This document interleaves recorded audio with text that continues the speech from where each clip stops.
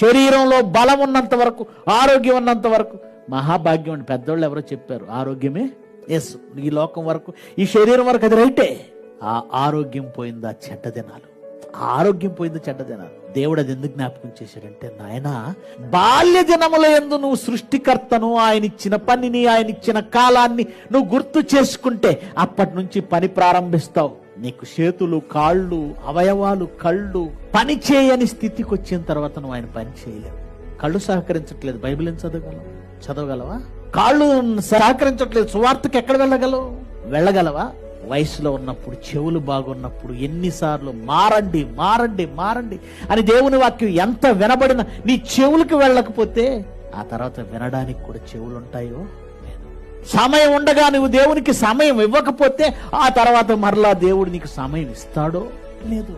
నీ కనుదృష్టి ఉన్నప్పుడు ఒకవేళ వాక్యం చదవకపోతే ఆ తర్వాత నువ్వు చదువుకుందాం అనే టైంకి నీ కనుదృష్టి ఉండదేమో. ఎప్పుడు కన్ను మూస్తుంది. దుర్దినములు రాకముందున్న దినాలు మంచివే. ఒకవేళ దుర్దినములు వచ్చాయా, నువ్వు మారదామనుకుంటావు, మారవు. చదువుదామనుకుంటావు, చదవలేవు. విందామనుకుంటావు, వినలేవు. జీవితం ఎంతవరకు ఉంటుందో తెలియదు.